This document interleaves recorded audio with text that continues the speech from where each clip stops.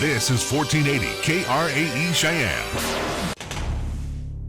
What you are about to hear is a sports talk radio show unlike any other that has ever before been broadcast in the capital city of Cheyenne, Wyoming, USA. This is Cheyenne, Wyoming's Sports Talk Authority. The Wyoming Cowboys, the Denver Broncos, the Colorado Rockies, and the Denver Nuggets. The show is local, it's regional, and yes, the show is national as well. Wyoming Sports Talk Today is on the air.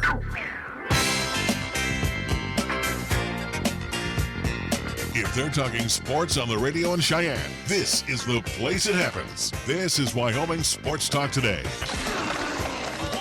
And welcome to Wyoming Sports Talk Today. Larry Perletti along with Nick Perletti as we have another power-packed program for you today, being brought to you by Mars Plumbing and Heating at 1515 Logan Avenue. On the job 24/7. Remember, Mars Plumbing and Heating here in Cheyenne. Mondello's Pizzeria at 1507 Stillwater Avenue, Suite D in the Greenway Commons. Paisan Cuisine at its finest. 7 days a week, always fresh, always delicious. That's why people come back time and time again. You will also come back time and time again. Mondello's Pizzeria of Cheyenne. At 1508 Stillwater Avenue, that means directly across the street, is First Tier Bank, open Monday through Friday. Talk to them about their special CD rates going on right now on their 27th month CD with a 3.1% annual percentage yield. We also want to thank Lennox Auto Body, along with the Auto Glass and Detail Center, the Auto Body Shop located on Dunn Avenue, the Auto Glass and Detail Center over on Pershing Boulevard. Again, family-owned, family-operated for a quarter century. We also want to thank Medicap Pharmacy for all your pharmaceutical needs. Again, with your doctor's prescription, let Gene and the great staff take care of everything for you over at Medicap Pharmacy, located on Bluegrass Circle next door to Texas Roadhouse. Platte Valley Bank, ×2 banking locations for you on Banda High and, of course, the east side location at the corner of College and Pershing. Kia of Cheyenne on Nation Way, where the lot is filled with 2019 Kias waiting for a new home. So come on by, take a test drive, and take home the Kia of your dreams today, Kia of Cheyenne. Chick-fil-A at the corner of Windmill and Delrange, serving up 3 delicious squares Monday through Saturday. 2 convenient drive-thrus. Go to their website, CheyenneChicken.com. Check out their catering. We've got a lot of events coming up, especially graduation. Get a hold of my friends Ray and Cindy and let them come on by and cater your special event. Chick-fil-A of Cheyenne.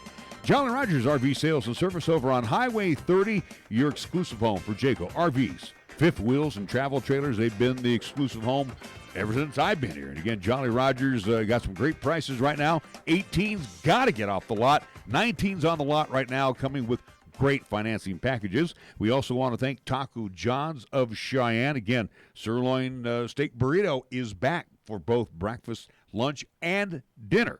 Check out Taco John's of Cheyenne. And we get things underway with our scoreboard. It is being brought to you by Pepsi of Cheyenne. We go to the next stir.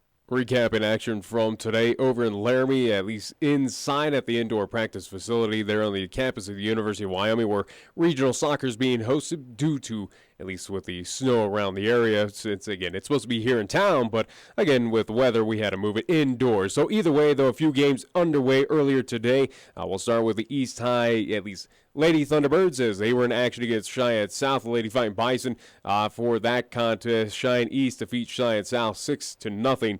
On the boys' side of things, Central High takes on South. In that contest, Central was winners in that contest 5-0. And also, too, just a little insight of what's going to come up at least tonight. 9 p.m. is a start for this one, but Cheyenne East, the boys, they'll be taking on Sheridan coming up. And again, this is the 4A East Regional happening this weekend.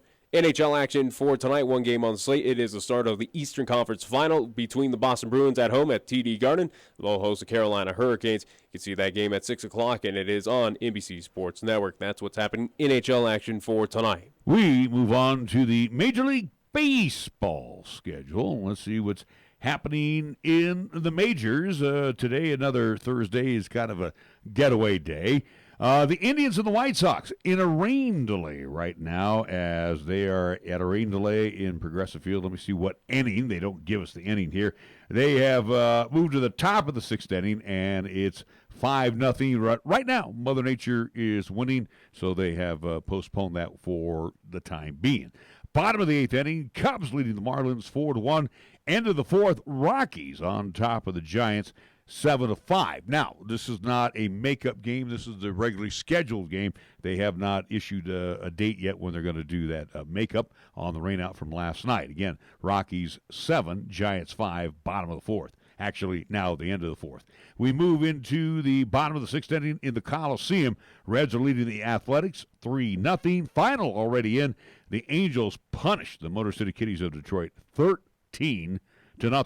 Games getting underway just before we leave. The Mariners will take on the Yankees in the Bronx again.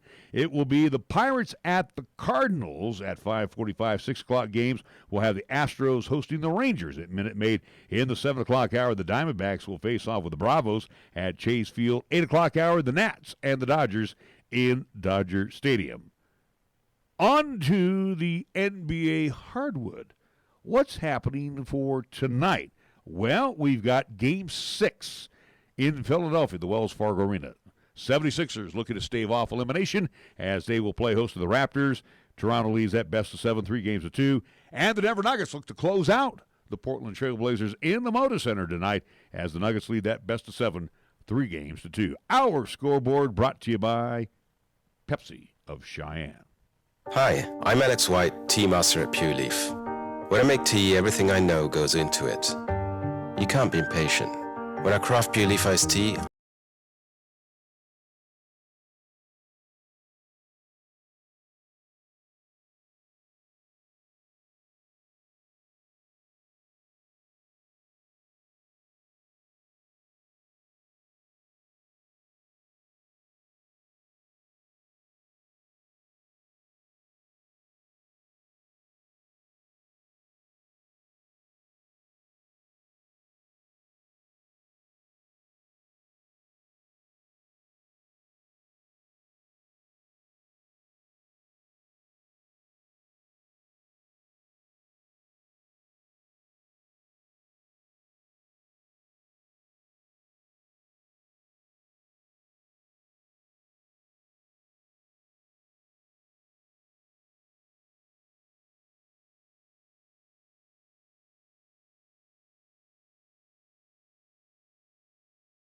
Sales, Parts, and Service is a proud sponsor of LCCC men's and women's basketball, also our local high school teams too. First Tier Bank strives to remain competitive and offers some of the best CD rates in the community, as well as area banks and credit unions per Rate Watch reports. How does that make a difference to you? First Tier Bank can assist you in securing some of the best rates on CDs. First Tier Bank offers the personalized customer service you've grown accustomed to and deserve. Plus, feel confident that your finances are taken care of by a responsible, knowledgeable staff. Call 307-632-3500 and ask for Caitlin or Debbie. Member FDIC, Equal Housing Lender. Spring is finally here and just arrived at Riverbend Nursery and Stone Company are the many varieties of Weeks roses now in the greenhouse. Also newly arrived in the greenhouse are the annuals, perennials, pansies, hanging baskets, tomatoes, veggies, and a lot more. Shop today where you know this year's growing season will be a plentiful one. From family owned and operated since 1977, Riverbend Nursery and Stone Company on Yellowstone Road in North Cheyenne. Now open 7 days a week all season long. Taco John's presents Olay the Day Pep Talks. Good game, boys. You showed some real fight. Like when Wachowski put that hit on our own mascot. Solid work, son. Okay, Friday was for football, but Tuesday is for tacos. Taco Tuesday at Taco John's. It's a sacred holiday where we eat tacos repeatedly until I get full. Save big every Taco Tuesday with crispy beef tacos for just 99 cents. Get some rest, boys, because come Taco Tuesday, we olay the day. Olay the Day at Taco John's. Here's the latest weather forecast on 1480 KRAE. For today, it'll be cloudy with snow showers likely with highs around 39. If it's tonight, it'll be cloudy once again with snow showers likely with lows around 29. On Friday, it'll be partly sunny with highs around 53. And on Friday night, it'll be mostly clear with lows around 33. You're listening to Cheyenne's new Sports Talk Authority. This is Wyoming Sports Talk Today on AM 1480 KRAE.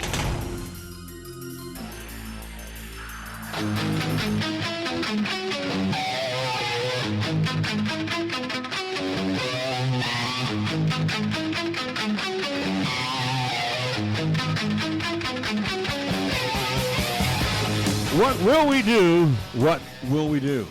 Our first guest is on the clock.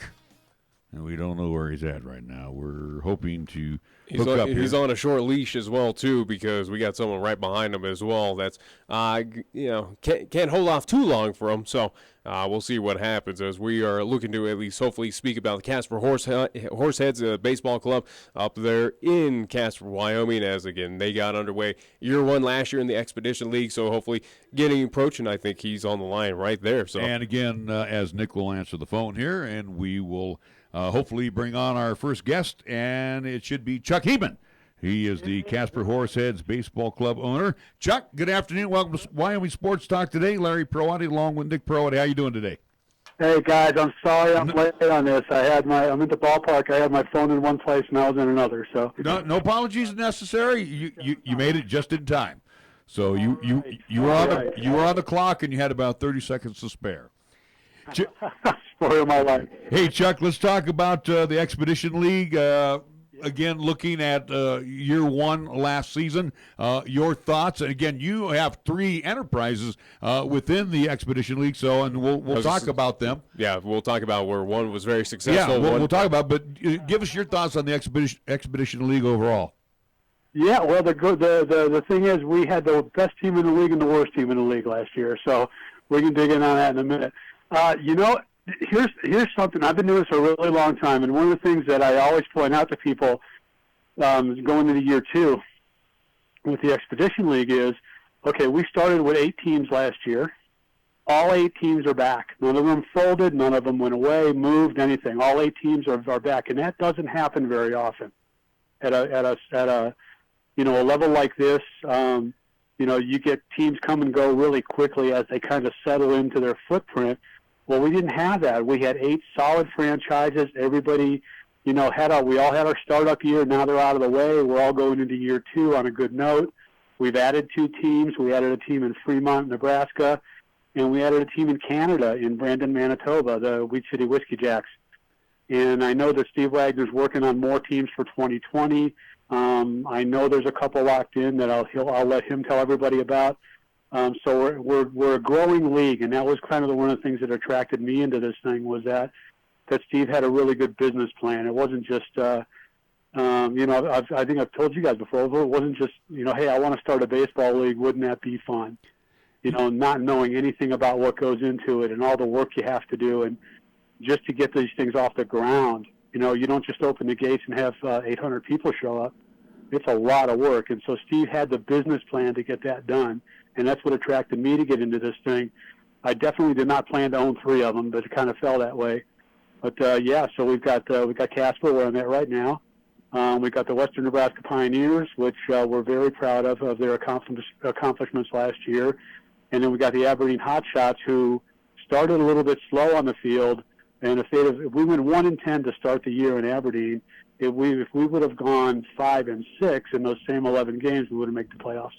You don't get into business to lose money, and again too, this is going to be.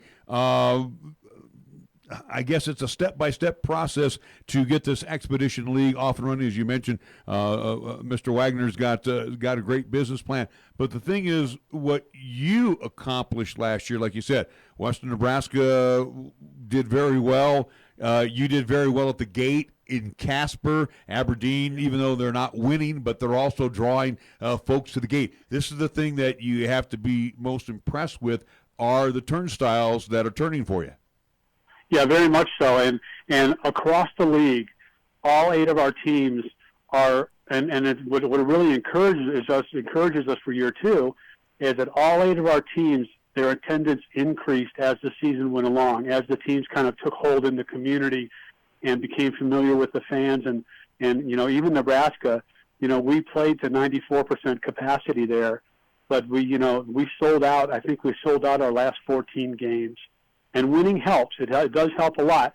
But most people come to these things to get entertained. And they want to watch some good baseball, and winning always helps with that. But we put on a good show for people. We put on a good show. People can afford to go, come out, have a beer, have a brat, have some fun, and that's what we do. And the baseball, on my end of things, while I love the baseball part of it, that's kind of secondary to what we as the owners and operators do. we have coaches, and they find the players, and they do the, I don't even want to deal with recruiting players. I'd rather have the coach do it, and then we can work on getting people in the stands to watch them play. And we work very closely with everybody, of course. Scott Stover, our new coach here in Casper, we communicate, especially now, almost daily. But he's in charge of finding the players. We're in charge of entertaining people when they come to the game. So that's our business model, and that's how we're able to get people in the park and have that attendance go up. And then as we go into year 2, like here in Casper, for opening night on May 24th, all of our general admission tickets are sold out. We're down to reserved and premiums now. So Nebraska, our team, is sold out for opening night. Aberdeen, our team, is about 2/3 sold out. So we're putting on, we're showing people that they can come out, have a good time, put on a show, and we go for it. It's essentially seeing minor league baseball here, at least in the Great Plains, whether it's in Wyoming, North Dakota, South Dakota, or Nebraska. Recapping from last season with the Casper Horseheads, they finished 18-45 overall. With Western Nebraska, the Pioneers, they finished 49-17 overall. Western Nebraska was your eventual, Expedition League champions. But as you're talking about Casper, again, having a rough season, at least last season, fans did show up, though, at least from the numbers I saw, about 750 attendance per game, even with kind of the struggles out there. But with the struggles, however, though, been seeing that in the offseason, Casper has gone through a little front office changes. Just talk a little bit about that, what's happening up there in Casper, Chuck. Sure. We, last year, as anybody that follows this team knows, we had a coaching change about the first weekend of the season. And with that, some of the late arriving players decided not to come. And that was really our biggest problem. We really only had one player that, didn't like what was going on and left. And but we had about 10 or 12 players who were going to be late arrivals. And some of those guys decided not to come because we made a coaching change. And that kind of set us back on the field. So what we did at the end of the year, we regrouped. We hired Scott Stover. He actually coached Hastings last year. But he was kind of he was actually our plan A to coach in Nebraska last year, but couldn't. His daughter was graduating college, and he wouldn't have been able to be there till late June. So he ended up getting plugged into Hastings, kind of on a last-minute basis. And I told Brian Frew in Hastings, I said, you can have Scott for this year, but next year I want him somewhere else because he's my guy. So we brought him here to Casper. And that stabilized the coaching situation right away. He's an established guy. He's a little bit older coach. He's like 41, 42 years old, and really knows his stuff. So that's we did that. Then we went out and we found Matt Snyder, who was and hired him as our general manager. And he had 15 years in baseball. Had worked in the Empire State League in New York. He worked in Florida State League in Florida, and he came here from the Pacific League out in California. And really promotional guy, sales guy, knew his stuff, but he ran into some health problems. He had some ongoing health problems, and then they, I guess really through the stress of this, it kind of caught up with him, and so he had some other stuff develop, and he had to step down in March. So right now, my wife and I are running the thing in Casper here, a day-to-day basis, and we've got 2 full-timers here now. One just started this week, and one's been with us for a little while. So just, we're 2 weeks out, so we kind of have to be hands-on about that. So we feel like coaching-wise especially, we've really stabilized the situation. And front office, if Matt had been able to stay on, that would have been great, but due to his health, that's more important than anything. So, but he's got a good plan in place, and now we're just kind of adding to that, nailing some things down. So, obviously we feel really good about Casper. We've sold more tickets going into the season this year than we had at this point last year by far. More sponsors, more things that we can do to put on a show for people. A better roster, I think. Definitely, better coaching situation. So we feel really good about it. At least for you, Chuck, being an owner of 3 different teams, 2 in the same division there in the Clark division with Western Nebraska and Casper, again, as you mentioned, with the Aberdeen team in the Lewis division. You're talking about these hires, especially with Casper, we're a team that finished dead last in the Expedition League, and you're trying to at least revitalize that team or at least try to, get them to where Western Nebraska is, but also to, again, you own that team. They were successful, so either way it's kind of beneficial for you. But how do you go about these hires where you own one team, they're already successful, but you want this other team to be successful because you own it? I mean, how do you kind of judge that out to get the right personnel in there and, and realize that eventually one of these teams is not going to be at the top? Right. Well, we sure experienced that last year, where two of them weren't at the top. And you look at them as separate entities. We're not in competition. We've got separate coaches. They have their own separate networks, and that's, again, why I don't get involved in the player stuff, because I think I would fall into that. Well, hey, you know what? This guy can help us win another championship in Nebraska. Let's send him there. I don't get involved in that. I let the coaches tell me, I'm signing this guy. So ideally, it would be fantastic if all three teams were in the playoffs and we're all successful. And us in Nebraska have to play each other in the playoffs for the Clark Division championship. That'd be fantastic. So the thing that I do as the owner, I just don't get involved with that, because I would do that. I would say, hey, you know what?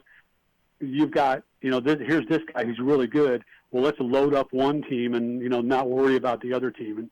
And that, I don't want to do that to anybody. So I let the coaches, that's one reason I think we've got good coaches in place. Two of our coaches are back, and obviously we've made a really good choice in Casper, is they've got that autonomy to make their own roster and not have me messing around with it. I've been in a situation where I've had the owner, hey, my nephew wants to play for you guys, so we have to sign him, that kind of thing. So we just don't get involved in that. So the best thing for me to do is just step aside and let the coaches do their job. We're talking with Chuck Heeman, Casper Horseheads baseball club owner. Chuck, as you look at, and it seems like a lot of positives came out of year one. Let's look at what was bad about year one that maybe you had to tweak a little bit. All the owners getting together and sitting down and saying, hey, this didn't really work out. Let's make an adjustment. Okay, yeah, and there's always that. You start your first year, and you go into it with, hey, you know what, this looks good, and you find out that there's better ways to do it. One thing, and there's no secret, umpiring. We hired a group of umpires out of an umpire school, and we found that they just weren't ready to be at this level. They should go into, maybe college coaching for a year or two at that level, at a D2, D1 level, before they get into something that's a little higher paced like this. So Steve Wagner's, taking it a different way this year, where we're going to work with umpires that have already done high-level college coaching and some regional guys that do coaching, I keep saying coaching, that do umpiring in this part of the country and are familiar with, maybe some of the ballparks and the different idiosyncrasies that some of them have, and a little faster pace of baseball. So umpiring was one. We kind of looked at the way we do our travel. Can we consolidate our travel a little more? When you do this, personnel and travel are your two biggest expenses, between buses, hotels, food. So was there a way to make the schedule a little better so that we weren't doing these? For instance, we had in Aberdeen, we had, I think, 3 separate times where we traveled all the way across South Dakota to play one game and then turn around and come back.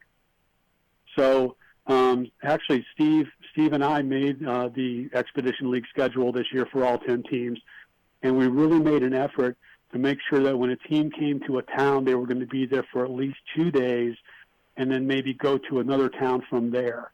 So they're not just jumping around all over the place, really, pumping up those bus rates and all the things that go with it. So the travel was a big thing for us last year. We sat down and we looked at how we can work with, the different Legion programs around our league and work a little better now that we're established. So those are the two things that really, as we went through the season last year, really kept biting us. And so those were the two things that we thought were more important than anything else to address. Well, Chuck, we want to take this opportunity to wish you well again with the 3 franchises that you have in the Lewis and Clark division. Also, too, we want to thank you for joining us, and I'm sure that we'll hook up again here throughout the course of the season. I always appreciate the time, guys. I'm glad you guys are interested in us, and maybe if one day we'll be in Cheyenne. I know Steve's working to expand this league quite a bit, and hopefully someday we'll be down there at some point. We'd love to play you guys. All right, thank you so much. Chuck Heeman, Casper Horseheads Baseball Club owner, as he joins us here on 1480 KRAE. Before we take a time out, and we had a note sent to us while we were doing our interview here with Chuck. The question was, listener was wondering about 1480 KRAE. Again, we realize that there is some static interference. We advise you to go to 101.1 FM. 101.1 FM. And again, also, we are streaming worldwide on the web, 1480krae.com. Believe me, ProMan's been working on it, taking care of it. Hopefully the replacement part will be sent out here overnight. It's cost me a pile of money, but we're going to get it done. And again, do apologize for the interference. 101.1 FM, that's the best place to catch us right now until this evening when it will clear up. We'll take a timeout. We'll be back with more after these words here on 1480 KRAE. Chick-fil-A is a proud supporter of our high school athletes at East, Central, and South. May the school year bring success to all of you. Before you start your day,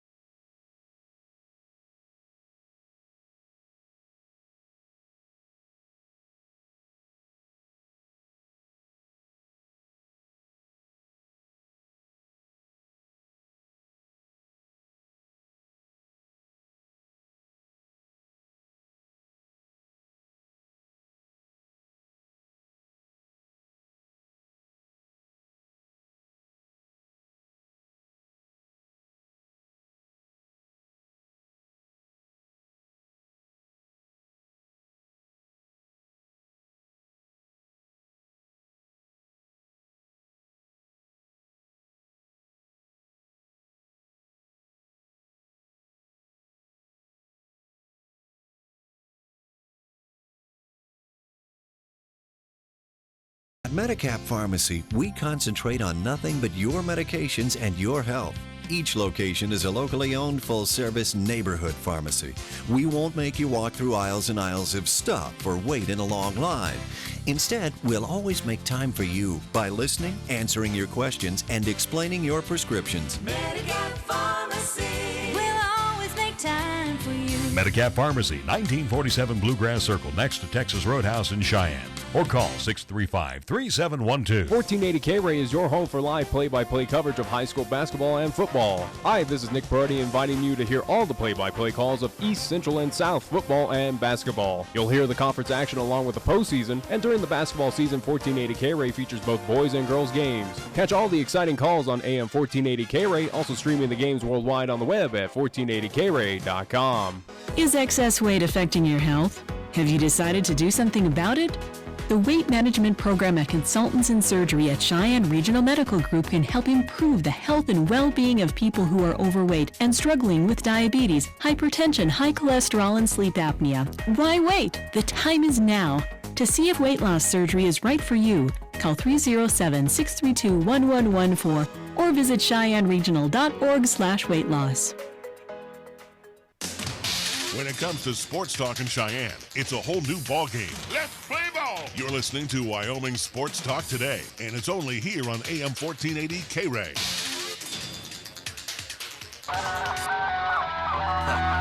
time to play the game. Put your money on the table.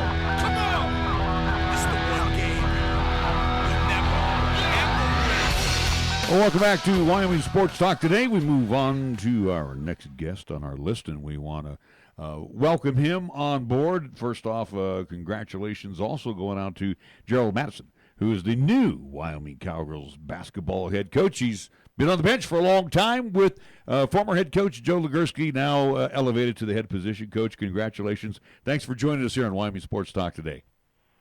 Thank you very much, and you're welcome. I don't like the way you said a very long time on the bench. I've been there a long time. I don't know about a very long time, but a long time. Coach, I've been in Cheyenne for a very long time. Okay, so we'll equal it out there. Real quick here, Coach, and we had Joe on here. I think it was last week or a couple weeks ago. Yeah, a couple weeks Post retirement notice. And I know Coach was really pushing for you to get that position. Let's go through the interview process. Tell us a little bit how that was for you. And again, everybody, you had to feel pretty comfortable sitting around and chatting about yourself to people at the University of Wyoming. Well, first of all, that whole process started out when he did announce his retirement. It caught us all off guard by surprise, just when he did it. And, I think for myself, I initially go, I'm interested in the job. That was the initial reaction, and shared that with our administration. And then I had some time to really do some self-reflection of myself. And, I'm not a spring chicken because, as you said, I've been here a long, long time. And, I had to look at myself and go, do I have what it takes to run this program at a Division I level? Because, it takes a lot of energy. And, I looked at myself, talked to some colleagues, and came to the conclusion that, I've got a little bit of gas left in this tank, and shared that with the administration, and then got all my paperwork in and went through the process like everybody else. So it was a good growing process that allowed me to self-reflect and share that with some other people. And here you are now as the head coach of the Wyoming Cowgirls. It's only fitting as well, too, looking at your background of just how you've kind of come into this position, almost kind of parallels of, at least with Joe Legursky, especially with some Rock Springs, at least ties as well. But, Coach, just give us a little bit of background of the basketball side of things of just how'd you get to where you are now? Well, obviously, growing up in Wyoming, grew up in Rock Springs, played for a legendary coach in Spiro Veras, went on, played at Casper College for another legendary coach in Swede Eriksson, very successful teams, got another chance to go on to Weber State and play for a great coach in Neil McCarthy. So I was exposed to great coaches all through my development years, if you want to say, as a player, and that got me interested in coaching. And then I had a chance to come back at a very young age and start my coaching career at Rock Springs High School. And I was fortunate enough to have a good staff, and Joe being one of those people on my staff. And he was my JV coach way back when, and he decided to go to the women's side, and I stayed on the men's side, got a chance to coach at Western Wyoming College with the men, and then for a lot of years, and stepped away for a while, and then Joe brought me back in. He came by the office one day when I was a principal at East Junior High, and things were going crazy in all directions, and he just sat out there in the office, and he said, I have an opportunity that we maybe should look at. We talked about it. I ended up 16 years ago here with him, and now I have the opportunity to be the head coach, and I'm very thankful for that opportunity and thankful for Joe 16 years ago to bring me here. Larry Perotti, along with Nick Perotti and Gerald Madison, the new Wyoming Cowgirls basketball head coach. Coach, let me ask you this question here, and as again, recruiting is nonstop for coaches at any level, but especially at the D1. So a lot of looks have been out there. Some offers have been tendered, I would venture to say. But with you taking over for Joe, it looks like things are going to pretty much stay the course as you have been out there on the recruiting trail. Do you feel pretty confident that nothing's going to change? Well, we'll because of the system that we have here, and I think our system is a good system offensively and defensively for what we have and the type of players we have like to get. We won't change a great deal with the recruiting philosophy. We're always out. We're going to try to find the best player that wants to be at the University of Wyoming, first of all, and benefit from the quality education that's provided here, and understands the climate, and they want to fit in here, and they want to learn our system, and we've been pretty successful with those types of young women over time, and we'll continue to do that. And recruiting, like you said, recruiting is a hit and miss thing. We're already getting ready to go out next weekend on the first go-around of the trail, and then we get some time to regroup until July. But our recruiting will stay a lot the same, just because I think our general philosophy will stay a lot the same. Take us back through this past season, and again, we've had Coach Joe's thoughts on that, and now as you are there getting ready to drop the X's and O's for the upcoming season, tell us a little bit your thoughts on how the Cowgirls performed, especially as we got into the postseason.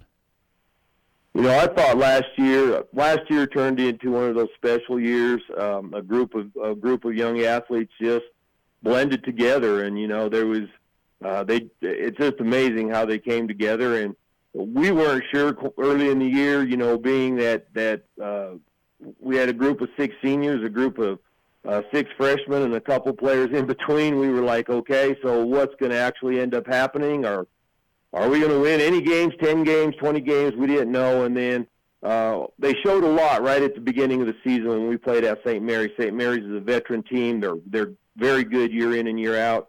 And we played right with them, step for step, toe for toe, the whole game. Ended up losing at the end, but I think that set the tone and got everybody excited. And throughout the year, they just continued to grow and come together. The postseason run was, I just think, one of those special things where they just kept gritting out one game at a time, played within themselves, played as a team, and we were able to accomplish a lot of things down the stretch. And like I said, is this one of those years where, maybe a couple shots go one way, you're looking at a few more losses, but for us, we found a way to get some of those shots in, and it just kept building and building in a positive way. As we look towards the past now, looking towards the future with you as now the head coach, again, you've been with the program, you've seen the X's and O's, how Joe kind of set up things and how he ran that team, but now as you at least in that head position, how much change will there be on the X's and O's for the Wyoming Cowgirls? Again, it is your philosophy, it is your style. You've learned under some of the greats, again, as you mentioned with Sweet Erickson and a few others to be named. But again, how vastly different are we going to see the Wyoming Cowgirls from Joe Legursky to the future Wyoming Cowgirls under you? I don't. There won't be a great deal of change. What we've adopted a system together, put it in together. The system works. I mean, if the system was broke, we wouldn't have made a 16-year run with what he's done. He's a legend here. It's going to be tough to follow the legend, first of all, but, I'm a believer in the system we put in. So a lot of the offense will stay the same. If we change anything, instead of, primarily we're what we call a true motion team.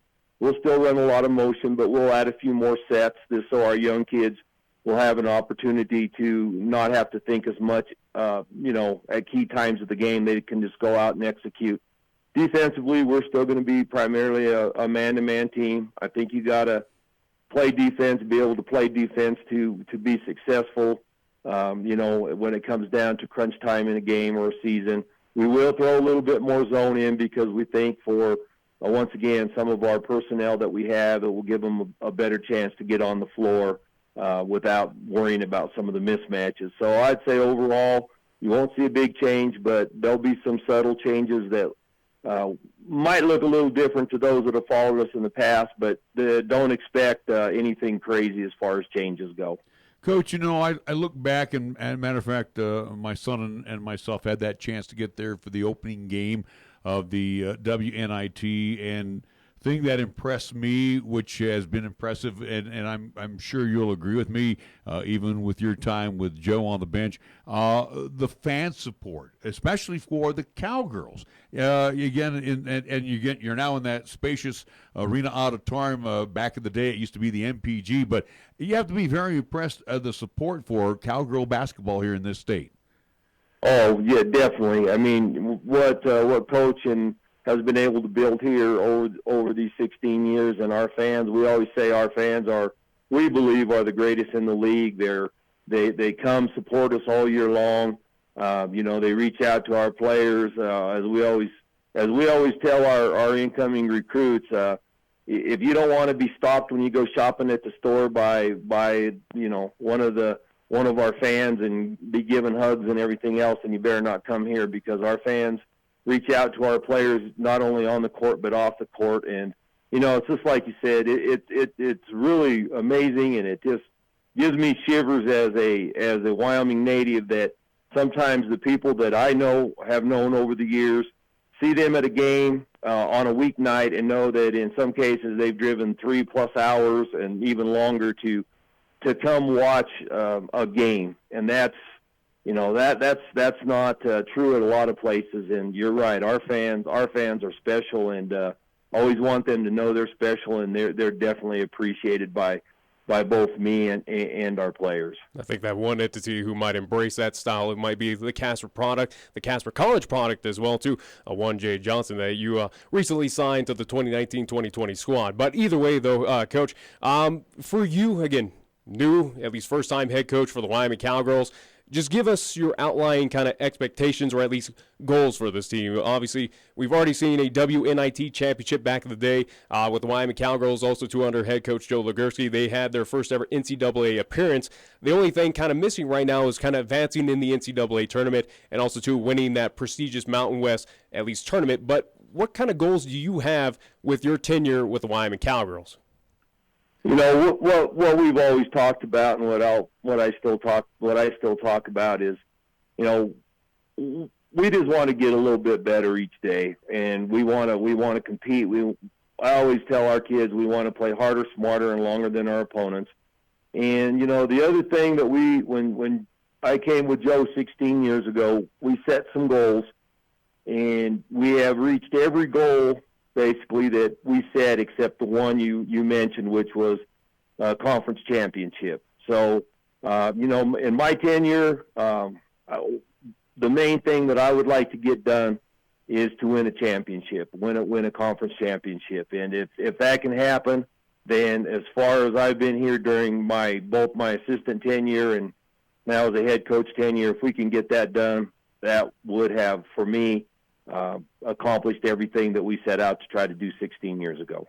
Coach, final thought from me, and again, we want to thank you for joining us here on Wyoming Sports Talk today.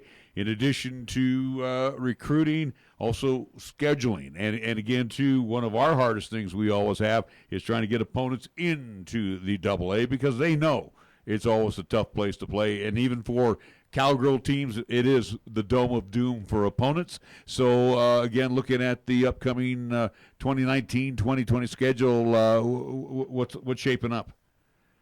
Well, except for the conference. We already know who's in the conference.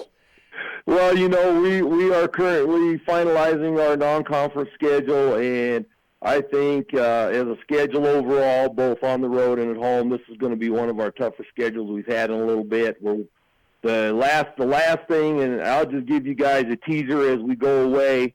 We've got some good teams coming in. I'll start out with St. Mary's is obviously going to return from our last year game. So we got St. Mary's coming in, who people that follow women's basketball should know they are traditionally a powerhouse in the West Coast Conference. And we got a lot of other really good teams coming in. And right now we're working on Fallon Lewis is trying to finalize a home game next year with Gonzaga coming in. And so we know Gonzaga is really good. So we're going to have a tough non-conference schedule. I mean, we still have to go to, I know a lot of fans can't get out there, but we still have to go to South Dakota State. So we've got a tough schedule. And I think when that does get released and you see both our home and away for non-conference, everybody will be going, wow, that's a pretty amazing schedule. And I just hope we're up to the task. And I just know what we'll do is we'll go out and play hard every game and see what happens. But our schedule, I'm looking forward to our schedule. It'll be a tough, challenging one. All righty, Coach, and we're looking forward to seeing the Cowgirls and you on the bench running things, and looking forward to our upcoming basketball season. Thank you so much for joining us. Gerald Madison, new Wyoming Cowgirls basketball head coach, join us here on 1480 KRAE, 101.1 FM, 1480KRAE.com, as we are bringing you Wyoming Sports Talk today. Take a time out. We'll come back with more after these words. Did you know that in rural areas of Laramie County, electricity is reliable and affordable because of High West Energy? Based in Pine Bluffs, High West Energy is an electric co-op owned by the 10,000 customers we serve, and that includes F.U. Warren Air Force Base and 20 subdivisions around Cheyenne. For more than 75 years, High West has been proud to play a part in the steady growth and economic development of this region, while also contributing to local nonprofits, charities, and civic organizations. When you say Mondello Pizzeria, think authentic Italian. When you say Mondello Pizzeria, think made fresh from scratch. When you say Mondello Pizzeria, think great pizza, delicious Philly cheesesteak, superb hot and cold Italian sandwiches, meatballs, sausage, and special subs, calzones, crisp salads, and great service. When you say Mondello's Pizzeria, think unmatched Italian taste. Mondello's Pizzeria, 1507 Stillwater Avenue, your only true Italian stop for lunch or dinner. Right now, it's time to head over to Jolly Rogers RV Sales, Parts, and Service for low prices on outstanding RVs in Wyoming. Your local, exclusive Jayco dealer wants you to check out their closeout deals as well as their 2019 inventory of trailers, fifth wheels, and toy haulers. You can save up to 30% on select models with approved credit. You can find them at 6102 East Highway 30. Jolly Rogers RV Sales, Parts, and Service is a proud sponsor of LCCC men's and women's basketball, also our local high school teams too. Family owned and operated, Riverbend Nursery and Stone Company offers many different types of rock, stones, boulders, and other decorative products that make a perfect addition to your yard or landscape. You'll find river rock, flagstone, lava rock, pavers, along with compost, mulch, and a lot more. So stop into Riverbend Nursery and Stone Company today to find out what will be best for improving your front or backyard. A family tradition since 1977, Riverbend Nursery and Stone Company, open 7 days a week, all season long, on North Yellowstone Road in Cheyenne. First Tier Bank strives to remain competitive and offers some of the best CD rates in the community, as well as area banks and credit unions per Rate Watch reports. How does that make a difference to you? First Tier Bank can assist you in securing some of the best rates on CDs. First Tier Bank offers the personalized customer service you've grown accustomed to and deserve. Plus, feel confident that your finances are taken care of by a responsible, knowledgeable staff. Call 307-632-3500 and ask for Caitlin or Debbie. Member FDIC, Equal Housing Lender. Taco John's presents Olay the Day Pep Talks. Okay, good day in the weight room, boys. Remember, we lift weights for strength. For cardio, we lift weights faster. Wachowski, quit looking at your stomach, son. What you're looking for ain't there. If you want a six-pack, the easiest way to get one is at Taco John's. Stop in for a six-pack and a pound at Taco John's. Get 6 crispy beef tacos and a pound of potato olays, all for $10.99. Let's olay the day and go get one right now. Last one there has to pick up Mrs. Coach from jiu-jitsu class. Olay the day at Taco John's. Here's the latest weather forecast on 1480 KRAE. For today, it'll be cloudy with snow showers likely with highs around 39. Then for tonight, it'll be cloudy once again with snow showers likely with lows around 29. On Friday, it'll be partly sunny with highs around 53. And on Friday night, it'll be mostly clear with lows around 33. Tired of lazy and predictable sports talk radio? We know you are. This is Cheyenne's new sports radio home. It's Wyoming Sports Talk Today, and it's right here on AM 1480 KRAE.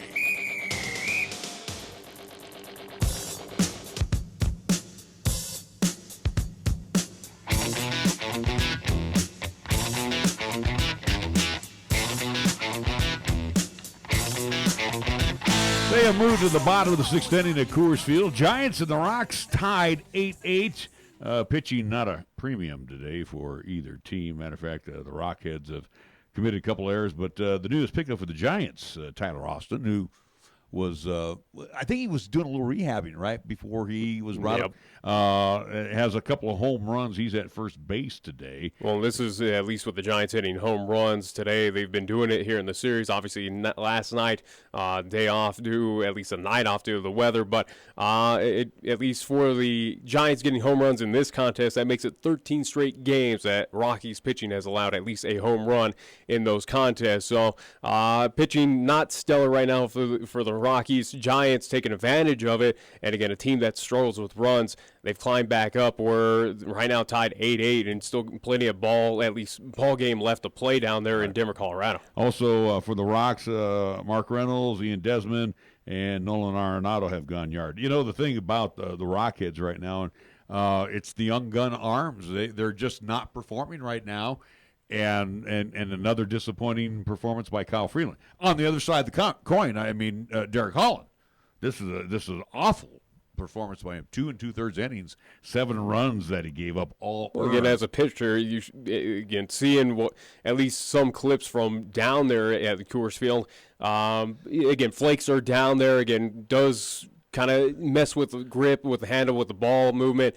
So don't blame pitchers. I don't expect anything less right now in this contest. They're pretty much playing in pretty bad weather. Well, a couple of errors, too, by the Rockies, both by Desmond and Tapia in the outfield on fly balls. So just plain dropped. So, again, with the clouds, with the weather, it's going to happen, but they have to get this game in where, it's probably the best weather they've had. Again, because you can't afford to reschedule these games with how tight these schedules are, and, you don't really have that leeway. So, it is what it is, especially with the Colorado Rockies. They already have a few makeups, especially from that Atlanta series back a few weeks ago, where one of those games ended up canceling due to the snow. So right now, Rockies can't really afford any more rainouts and reschedules because they just don't have the schedule or at least the free time to do it. All right, bottom six again, Giants and the Rocks tied 8-8. Going back to our guests that we had, first off, we want to thank Chuck Heeman, again, the Casper Horseheads baseball club owner. Again, also owns Western Nebraska and Aberdeen.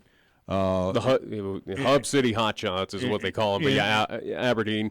So either way, again, only 3 of the 8 teams, or at least now 10, as they've expanded to 2, as you mentioned, with moving north to Canada, Brandon, Manitoba.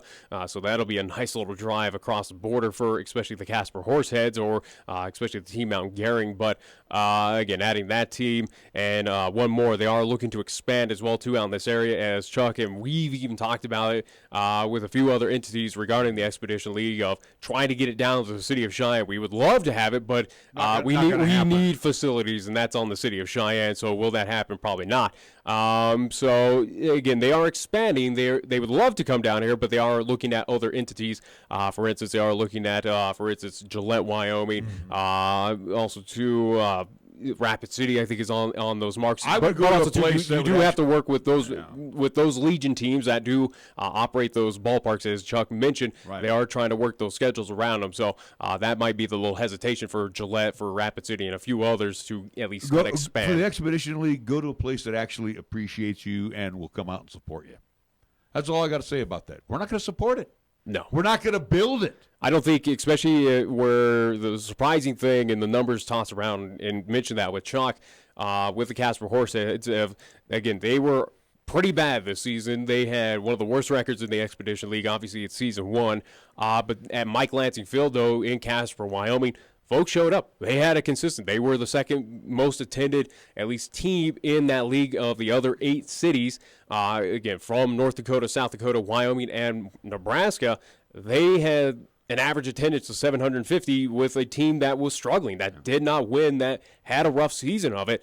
And again, would something like that, the Casper Horseheads, if that team was playing down here in Cheyenne in some ballpark that was able to fit kind of collegiate baseball to their liking for the Exhibition League, I think what we saw with the Stampede, and I think, if we had that similar situation, you're not getting those numbers. I don't think the city would support that, would come out in a 750 average, at least attendee for these games, as much as it does have that minor league feel, and it is that kind of team to rally around. Granted, we had that with the Cheyenne Grizzlies. Well, and also, too, being part of the Mountain Collegiate Baseball League, and you and me discussed this as we were on the air, and you were with me when I called a couple games. Yeah.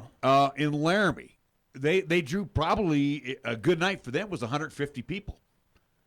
Out of Pioneer Park, maybe we'd get 100-plus people out there. Well, they split time between powers as well, too. I understand that, but I'm just saying. But, it was not spectacular. It was not a draw, and it was only $5.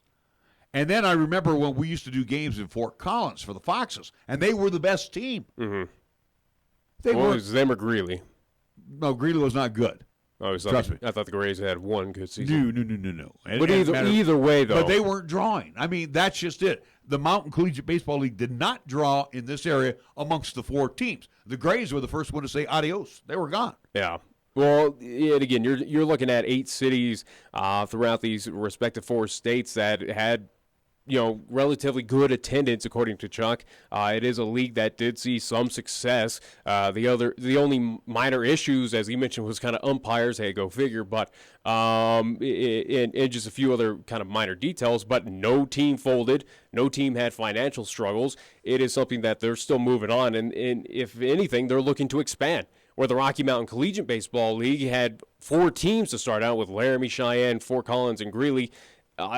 Again, where it was maybe hastily put together, is what we're kind of understanding, especially where we're looking with the Expedition League. They kind of did their research. They did their time. They understood this kind of area, at least of the part of the country.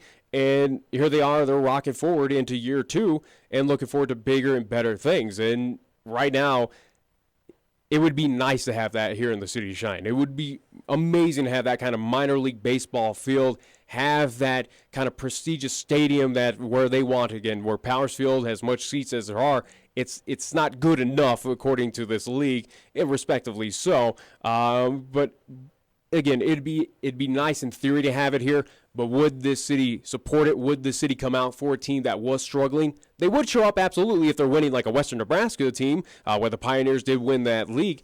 But would they support where Casper Horseheads dealt with last year? I would say no. Unfortunately, it is no. Here's the deal, and Ty Lane will agree with me.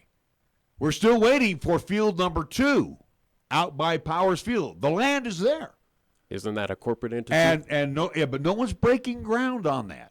Even though that field was... I'm just saying, are we waiting on a corporate entity to take care of that, right? I understand that, but my point is, it hasn't been done. No, yeah. It was promised years ago, and no groundbreaking. So if that field would ever have the groundbreaking and the design, obviously the design would be making it that type of field. Hopefully that stadium-style seating where, again, you don't have to make it illustrious, but something where it does seat about, 1,200, I would say, maybe 2,000. Some of the other stadiums that are across to that league. I would say minimum 1,500, yeah. Yeah, 1,500, about 2,200 is kind of what is the average right now of those stadium-style seats. Do we expect a sellout for something like that? Probably not. Maybe, for a few contests, but I think maybe the hesitation of why we're not developing this stadium is, we can find teams like that. They'll come down here, but will this city go and support? Will they foot up the bill? Will they help out these franchises where, again, you want to have these nice things, but it has a price with it. It's something where... I say one word. Hockey. That's all I say. I'll say Cheyenne Stampede at this point. That's what I'm saying. Will the city support it? Probably not. No. I think the company that would come in here, whoever would own that, let's just say you and me decide to get out of this and we're going to own the baseball team. Are they going to come and support us? No. They're going to expect us to pay. They're going to expect us to pay for the use of the field, the lights, everything that goes along with it. Yeah. And if we're going to put signage up on the fence, they're going to want to cut of that. Yeah. Okay? And we're going to have to lease it from them. So again, there's so many I's and T's to be dotted and crossed. And again, too, then you and me, we got to market the team. City's not going to help market it for us. No. Maybe the chamber will be on our side if we become chamber members. Hopefully. But the thing is, it's not going to – what I've seen here in my 30-some years, we're not going to support it. Nobody cares. Which is an unfortunate thing. Like I said, this city has its opportunities. This city has those opportunities. Again, we saw it with hockey, with the Western States Hockey League. Again, now here we are with the Cheyenne Stampede. It is now dormant, even though it's looking like we're not going to see hockey ever again here. So we've lost that opportunity. There was issues with the arena football, at least indoor arena football team. But again, there was that opportunity, but now that is gone bye-bye. And now with this opportunity where this league is saying, hey, we've been successful. We want to bring teams. We're expanding. We want you to be a part of this, the city of Cheyenne. We have this opportunity, but I think all in all, we're going to let it slip out of our fingers. But also, too, I think that's probably the best thing to do for this city is not even entertain or at least build a stadium or have this kind of mishap like with what happened with the Cheyenne Stampede. Because if the team, again, we know how fair weather fans are out here. It's something you have to accept. And if teams are struggling out here, no one's going out there. No one's footing that bill. We see it with the University of Wyoming. And again, talk to one Ron Cayley, who was the owner of the Grizz. Yeah. And I know the times that I work with Ron, I mean, the guy was not a slacker. He was out trying to get people, trying to get supporters to help him. Well, same with Mark Lentz. Yeah, so, again, even though, and this is the sad part here, too, real quick before we get to the top of the hour. The sad part is we're at the hub. We're at the 80-25 hub. Well, we're at the hub right now for the Expedition League to get south into Colorado to expand farther south and get those kind of major markets. We won't even get it off the ground. No, that's the unfortunate thing. Again, these opportunities show itself because in you the city haven't of built Cheyenne. the other field. That's your problem, city. Well, that city has to kind of grow a backbone and ask that corporate entity on that hill there. That, like where's the money? Yeah, where they kind of promised said at least entity, and they have not foot up that bill. But go figure. That's just kind of how the city approaches, recreation and athletics here in this town, where they just kind of bury their head in the sand and just go, hey, it'll take care of itself. We'll see how well the Ice and Event Center does now coming up this season without the Cheyenne Stampede out there. Well, there'll be a lot of free ice time. Yeah. For who?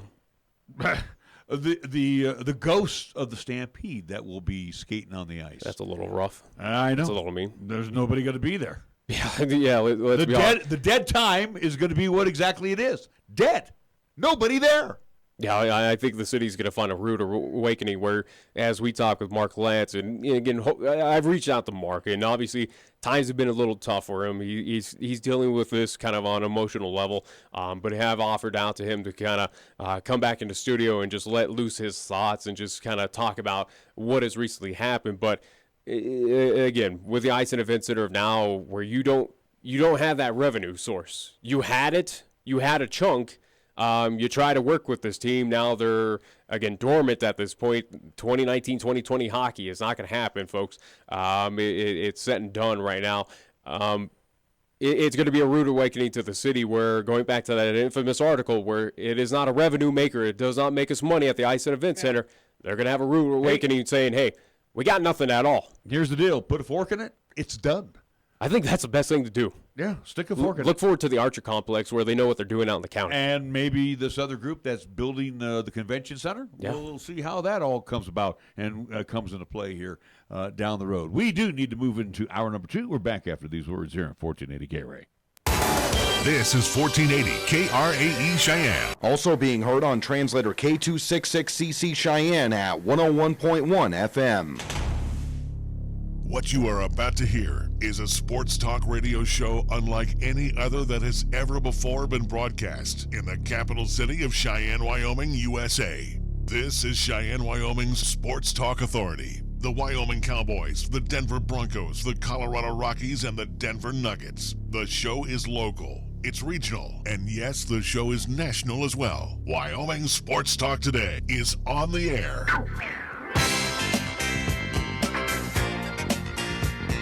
If they're talking sports on the radio in Cheyenne, this is the place it happens. This is Wyoming Sports Talk Today. It is hour number 2 of Wyoming Sports Talk Today, being presented to you by Taco John's of Cheyenne sirloin steak burrito. For breakfast and for lunch, even dinner too. It's back at Taco John's of Cheyenne. Jolly Rogers RV Sales and Service over on Highway 30. We also want to thank Chick-fil-A at the corner of Windmill and Del Range. Again, serving up 3 squares. Check out CheyenneChicken.com. And again, they are there for you to do some cater-outs. Get a hold of my good friends Ray and Cindy today at Chick-fil-A of Cheyenne, corner of Windmill and Del Range. Kia of Cheyenne over on Nation. Time to kick a few tires. Time to take home the 2019 Kia of your dreams, because the Kia family is on display today at Kia of Cheyenne. Platte Valley Bank, ×2. The original location on Vanda High, the east side location at the corner of College and Pershing. Again, banking, today's technology, the past customer service, everything in between. It's available, and they know what they're doing all the time at Platte Valley Bank. Medicap Pharmacy for all your pharmaceutical needs, as you can check them out, as always, on Bluegrass Circle, next door to Texas Roadhouse, open Monday through Saturday. Lennox Auto Body, the main auto and truck repair center over on Dunn Avenue, the Auto Glass and Detail Center on Pershing Boulevard. Family owned, family operated for a quarter century. Lennox Auto Body and Auto Glass and Detail Center. First Year Bank, 1508 Stillwater Avenue, open Monday through Friday. Again, great CD rates right now. Check them on out as you head on over to First Year Bank. And again, banking always done. Customer service is first and foremost at First Year Bank. Mondello's Pizzeria across the street at 1507 Stillwater Avenue, Suite D in the Greenway Commons. We have, Nick and myself, we've had everything on the menu. It's all delicious. It's all fresh. And again, Joe has been at this for a long, long time here in the Cap City. His reputation speaks for itself.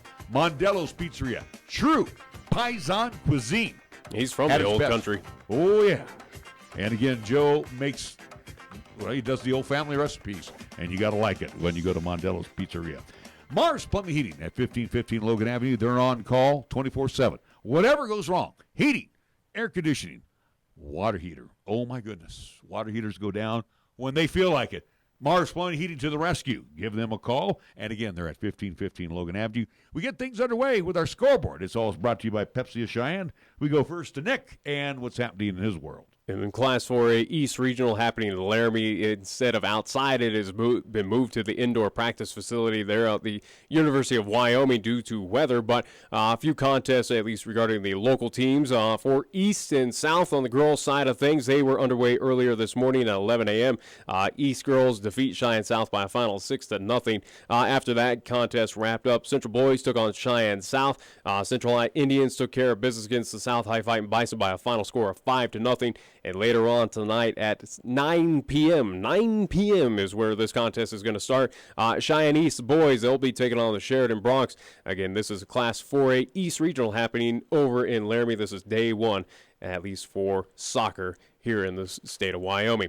NHL action for tonight. One game on the slate. It is the start of the Eastern Conference Final, which will showcase the Boston Bruins at home at TD Garden. They'll take on the Carolina Hurricanes. You can see this game at 6 o'clock, and it is on NBC Sports Network. That's what's happening NHL action for tonight. Yeah, Coach Valdez told us about that there at the Gatsby Awards on Sunday. Said everything's going to move inside just because of the weather. And congratulations to Cheyenne East picking up their first win in this regional tournament.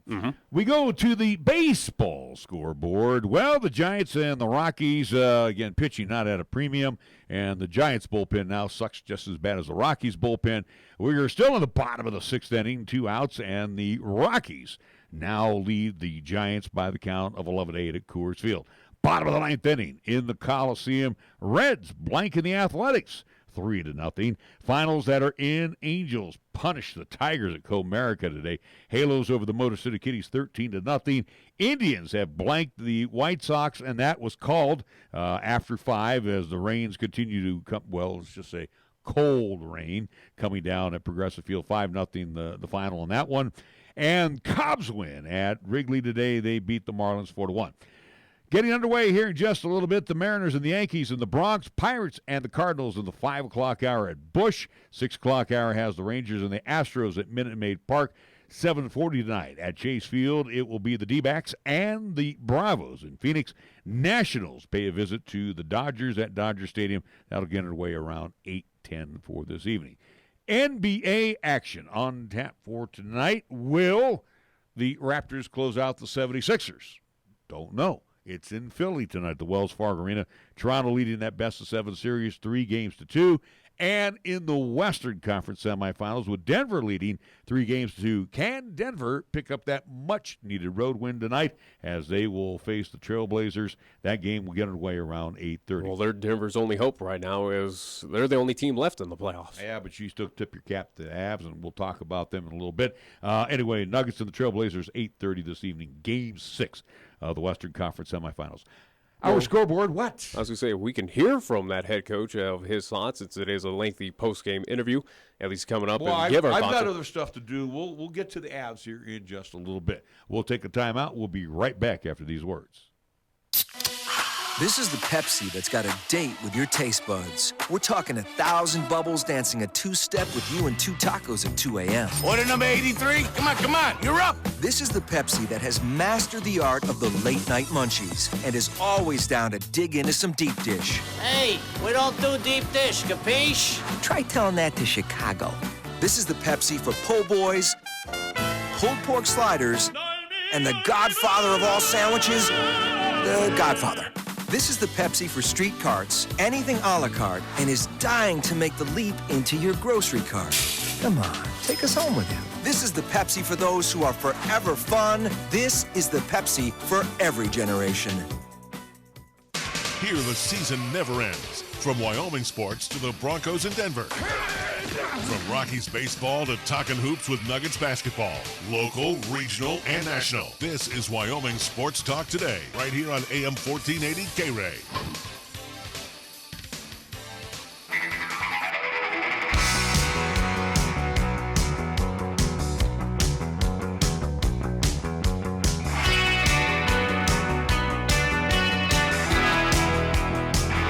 We're back on Wyoming Sports Talk today. Do want to mention this thank you to our good friend Jose Arenas over at LCCC. The Laramie County Community College rodeo team has 4 student athletes who will be moving on to 4-year programs.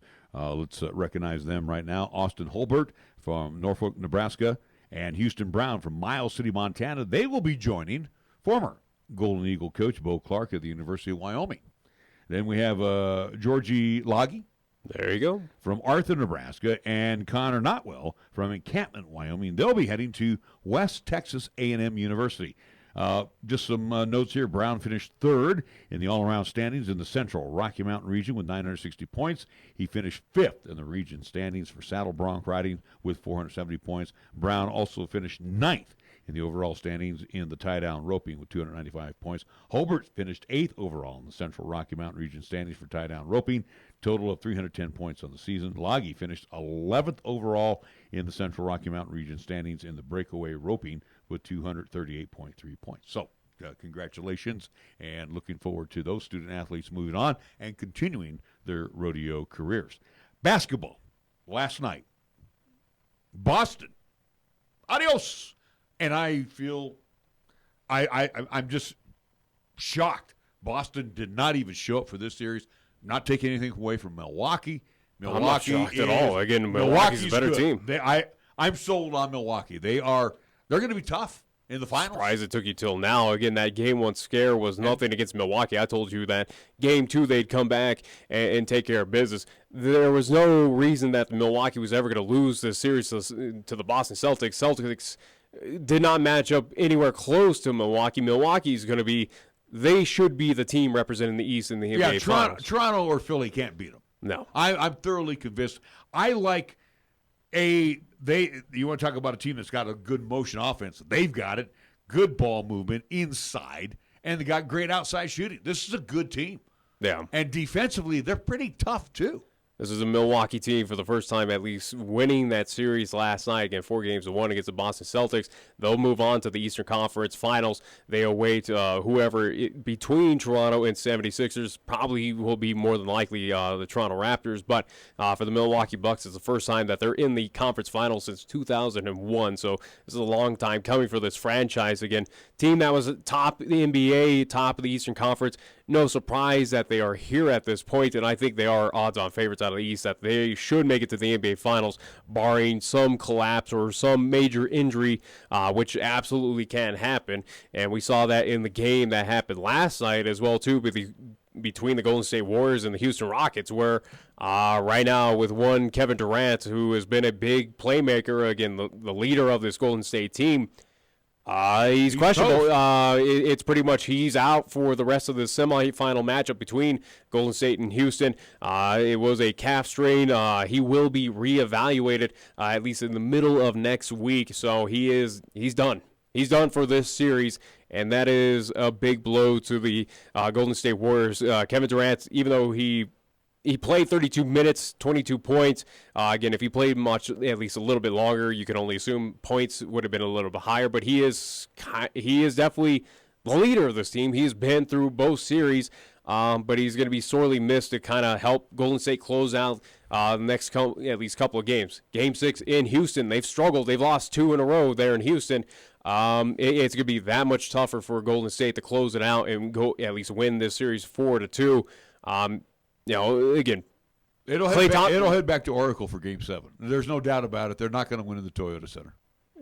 I don't write off Golden State. You find this team rallying around stuff like this. You find this team where a Steph or a Clay or an Iguodala, Draymond Green, they have that breakout performance in replace of a Kevin Durant or whoever may go down. We saw it with Steph Curry and his ankle issues or whatever may be ailing him. This team rallies around those injuries, finds a way to pick up the slack, and someone does that and eventually this team just moves on and wins. Again, this is nothing new for this Golden State franchise. They've been here before. Again, with Kevin Durant, with Steph Curry, you had at least DeMarcus Cousins go down. Someone finds a way to step up in their place while they're out. And think about this. You're talking of the Warriors right now, Boogie Cousins and Kevin Durant. We're not talking two guys that just give you a few minutes. We're talking big playmakers. Oh, yeah, they're on there for about playoffs. 44 or 45 minutes, absolutely. Right now, again, without Kevin Durant, again, interested to see what the lineup will be. My only assumption is you got to go with Andre Iguodala, Klay Thompson, Steph Curry, Draymond Green, and then off the bench, I would say it wouldn't surprise me. Do you go Sean Livingston as your starter? I don't think they look to a big man of at least Kevin Looney. Again, Andrew Bogut is dealing with some at least health issues as well. He did not play. That was up to Steve Kerr last night. So again, there's not one entity right now on the bench that could hopefully be that difference maker, but who would be starting in Kevin Durant's place is questionable. So 3 guards and 2 forwards. Huh? I mean, what else are you going to do? Again, if you go with Kevin Looney, again, he put up 22 minutes, but he's kind of worthless at this point. He's a bench guy. I mean, he's basically off the bench. Again, nine rebounds in 22 minutes. That's pretty good. 5 points, nothing spectacular. You don't expect the guy to make a whole lot of at least offense. And Livingston is like Iguodala. He's more of a defensive specialist. If you get 12, 14 points from Livingston, that's bonus. I think that's what you need in this series is more defense to slow down a Harden, where KD's been trying to do that. Slow down Chris Paul. Slow down whoever on that team for the Houston Rockets, whether it's Eric Gordon as well too. You need more defense right now, especially with KD out. And I think Sean Livingston would make the most sense to put out there for his defensive skills. But right now, you look at Draymond Green, 8 points last night. You have to anticipate he's got to step up his game. He's got to get a little bit more points. Klay Thompson had the phenomenal. He led the team with 27 last night in the victory. Klay, if he can repeat that, you feel confident. Steph Curry now, the spotlight's on him. This is where he shines. This is where Draymond and Steph are going to have to combine for at least 60 points. But I think this is where Steph could have that coming out party where he's kind of sat in the shadow of Kevin Durant here in the playoffs. I think he's fine with that. I don't think he cares. But I think right now this is the moment for Steph Curry in Game 6 or Game 7, wherever it goes in this series. He's got to step it up. He's got to get those 40 points. He's got to find that 50-point game that he can absolutely do.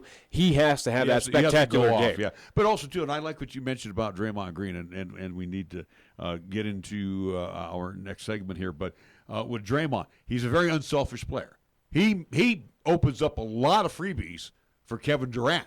So where Draymond doesn't take the shot, well, he was 2 points short of a triple-double where 12 rebounds, 11 assists. So, yeah, he is not that stingy with the basketball. He makes sure that everyone's getting a touch. But I think he does need to step up the offense, maybe take it back a few of those assists and be aggressive at this point in time. But I think Steph Curry, this is the perfect kind of formula, the perfect storm for him to kind of have one of those big games, those big nights to lift this Golden State team. Where they don't need to rely on Kevin Durant. Yes, you want him on the team, but also hey, we can still survive without him. Yeah, and again, if we can get to the next level, which would be the Western Conference Finals, KD might be available. These 4 entities with Iguodala, Steph Curry, Klay Thompson, Draymond Green, they've been in the scenario where they've won a championship without a Kevin Durant even on the team. Right. They've opposed him when he was with OKC and the Thunder when they met in the Western Conference Final. So these are 4 entities that been here before. They know how to win without a Kevin Durant, and they need to find that formula once again. All right, so Boston got eliminated last night, so their season is done. Now we move on from the hardwood to the ice, where the Avalanche season comes to an end, and we're going to be hearing from head coach Gerald Bednar here in just a bit. But let's look at that real quick. I was watching that last night, and go figure. In a Sharks Game 7, we had more controversy. Well, but the Avalanche weren't their best. It's the first thing that Coach Bednar, when you listen to his postgame, he addressed. I understand that, but the one goal that got taken away, I understand that. But also, the offsides call. The Avalanche also gave up a chintzy goal because they got stupid in their own zone. And they fell 2 goals behind. So they didn't help themselves out. So Like whether they were all PO'd because they lost the goal. The game last night went to how I thought it, as I said before, at least on yesterday's show, where I anticipated San Jose was going to come out strong, get some offense on the board, and they did exactly that. Again, at least 5:57 into the first period. Here it is, goal one by Joe Pavelski.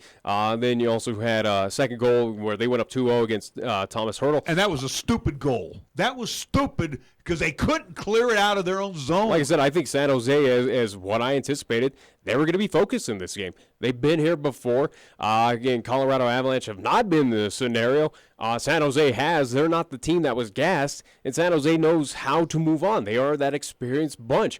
And I think that's what we saw last night, is San Jose did exactly as I expected them to do. Of you come out strong, you put it to this Avalanche team, and you take advantage of their miscues, and that's exactly what happened last night. And now San Jose will take on the St. Louis Blues in the Western Conference Finals, so we are down to the Final Four here in the NHL. And again, a great season by the Colorado Avalanche. They went further than I anticipated. They gave their best and their all to San Jose.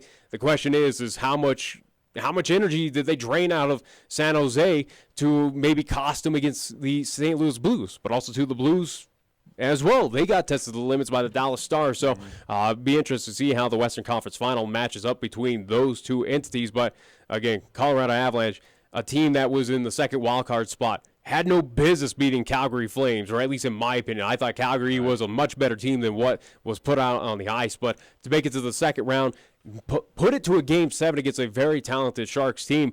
Colorado, I think, for the Avs, this is a team that is in the same situation with the Denver Nuggets. It's still young. It's still developing its players. You have a good kind of feeder system with the Colorado Eagles, and there's potential to go even further and higher up for this team next season.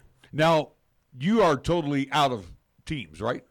I was out when Carolina won. Okay, so I still have San Jose, and I had them losing in this round. So you got that one win. I ended up winning. I ended up winning our. I don't know. I'd have to see on the points. I think I did. So anyway, I have only one team left, and that's San Jose. All right. And like I said, I had them lose to Winnipeg. So like I said, I think the matchups where we have Carolina versus Boston, did not anticipate that matchup. No, not at all. And then San Jose, you could pick hairs between San Jose or where I originally thought Vegas would be in this position. Right. Again, that's a fair estimate with the Sharks, but St. Louis did not anticipate them, especially coming out where I thought Dallas was the better team. I also, too, thought Nashville could take care of business if they were to move on, but also, too, yes, absolutely Winnipeg. I thought Winnipeg was the best team in the Western Conference, but here we are, though, again, Sharks versus Blues, Boston versus Carolina in the respective conference finals. After we take a timeout, we will listen one more time to the head coach of the Colorado Avalanche, who, again, there was controversy right out of the box in the first period, and we will hear from Jared Bednar after this timeout right here in 1480 KRAE. First Tier Bank strives to remain competitive and offers some of the best CD rates in the community, as well as area banks and credit unions per Rate Watch reports. How does that make a difference to you? First Tier Bank can assist you in securing some of the best rates on CDs. First Tier Bank offers the personalized customer service you've grown accustomed to and deserve. Plus, feel confident that your finances are taken care of by a responsible, knowledgeable staff. Call 307-632-3500 and ask for Caitlin or Debbie. Member FDIC, Equal Housing Lender. We are the key to your cleaning success. The Key People that provides affordable office and professional cleaning services for over 40 years with exceptional customer care. All of our contractors have background checks and are licensed and bonded. We guarantee you a safe and secure service that is tailored to your individual and business needs. The Key People do not impose year-long contracts, and all quotes are free, confidential, and personalized. Call the Key People at 1-800-468-8283. That's 1-800-468-8283. Right now it's time to head over to Jolly Rogers RV Sales, Parts, and Service for low prices on outstanding RVs in Wyoming. Your local, exclusive Jayco dealer wants you to check out their closeout deals, as well as their 2019 inventory of trailers, fifth wheels, and toy haulers. You can save up to 30% on select models with approved credit. You can find them at 6102 East Highway 30. Jolly Rogers RV Sales, Parts and Service is a proud sponsor of LCCC men's and women's basketball, also our local high school teams too. Taco John's presents Olay the Day Pep Talks. Human history has shown anything is possible with inspiration and hard work. The 4-minute mile, a man on the moon, a water skiing squirrel, and now sirloin steak burritos from Taco John's. Sirloin steak burritos are back at Taco John's. Stuffed with hand-carved sirloin steak and bold flavors like the melty, savory grilled cheese steak burrito, plus steak and shrimp or steak and potato olays. And for the morning, 2 steak and egg breakfast burritos. Sirloin steak burritos are back, but only for a limited time. Olay the day at Taco John's. Capital Lumber is number one in Cheyenne. Are you listening? We're all the lumber store you'll ever need. For electrical, plumbing, paint, and tools, lumber and hardware, we're for you. And we're out to earn your business, yes indeed.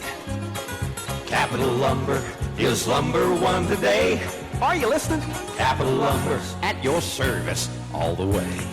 Capital Lumber Company serving our area for over 53 years at 1222 Dunn Avenue in Cheyenne. Hop into the KRAE Time Machine each Monday through Thursday for the golden age of radio, featuring famous radio classics such as Jack Armstrong and Suspense Theater, along with pioneers in the entertainment industry like Bob Hope and Abbott and Costello, along with many other performers who've captured our ears many, many years ago. Join us for the golden age of radio Monday through Thursday, 8 until 10 p.m. on 1480 KRAE, also 101.1 FM, and you can also stream all of our programming on 1480krae.com.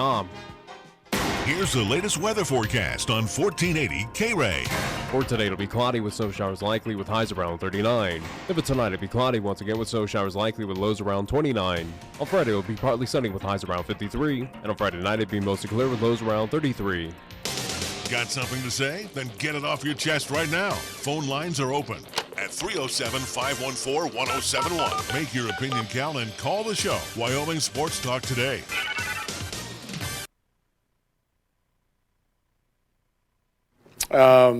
You know what? I don't want to even talk about the offside call, to be honest with you. You know what I mean? Like it is what it is. And for me, I'm not going to talk about the officiating or this and that. Our season's over. So it's tough. And, you know, we set high expectations for ourselves and, you know, we came up a little bit short. I think, you know, our guys worked every day to try and fulfill our expectations of our group. It was a real good series, but they were the better team for, you know, too big a portion of tonight's game, and they won, and they deserved to win. I loved our push at the end. We had some chances to tie it. You know, our guys fought real hard all the way to the end, and we came up a little short. You know, in the first period, we weren't good enough. In the second, just more of the same, and you know, but I have to look at now our season as a whole, and I'm really proud of our guys and the way they played, you know, especially down the stretch and into the playoffs. It was a big step forward for our team. Jared, you lose 29 early in the first period, and then you go down by 2 goals, and then he comes back, and it seemed like it sparked you guys. But just overall thoughts on the comeback and the resiliency of this group. Yeah, so, you know, I think that we got a little worried there on the bench for a bit, and I think that they had a really good start. They were coming at us. The building was energized, and they're coming at us with everything they have, and we were in survival mode there a little bit. We lose Mac early on that power play, and I think everyone's thinking, like, what's this mean now? And we tried to calm him down and keep him focused a little bit, and just before he came back, we had one real good chance to score and didn't capitalize, and then he jumps back on the ice. Might have been his first shift and gets a breakaway for another chance, and Jones makes a couple huge saves there. You know, we capitalized on one of those chances, and things might have started to turn around a little bit earlier. So to me, it was worrisome for our team, I think, a little bit, especially the way San Jose was coming out and then losing him right away. But we responded. We weren't great again in the second period. We were, you know, really opportunistic to that point, and including the turnover that we get in on and score, and then it gets called back. And we were just trying to get our guys to continue to play the right way and sort of ramp things up and believe that we could still accomplish what we wanted to accomplish, even though they were coming at us so hard. And certainly in the third period, we started to respond and there was a real hunger to our game, and we started to create chances. Even with the 6-on-5 at the end, we have at least 2 really good looks to try and tie the game, and Jones makes some big saves. Gerald, the future obviously looks bright. It was a great run and all. Safe to say that you'll want as a goal next year to not make it as hard on yourselves to get into the playoffs, and maybe get some of those Game 7s on home ice next time. Well, yeah, I think.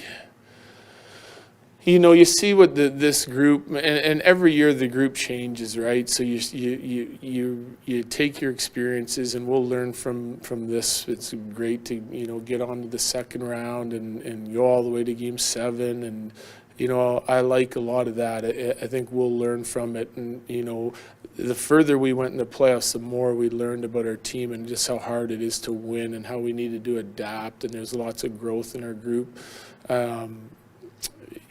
We didn't play very well for a large portion of the season, mid-season, and I don't know if it was just hunger that was missing. I felt like we had hunger on a lot of nights, but we just didn't find ways to win hockey games, and that's what we did down the stretch. So we'll be able to take what we've learned here in the playoffs and down the stretch into next year's regular season, and hopefully make it easier on ourselves. And it's tough to win. This league's tough to win, and you see the teams going out. Some good teams didn't make the playoffs, and even better teams went out in the first round. And so every season presents new challenges and different matchups. But I'm certainly proud of the way we handled ourselves, especially the last portion of the season and in the playoffs. It was a huge step for a lot of our guys. With Nathan, everyone obviously talks about his skill, his speed.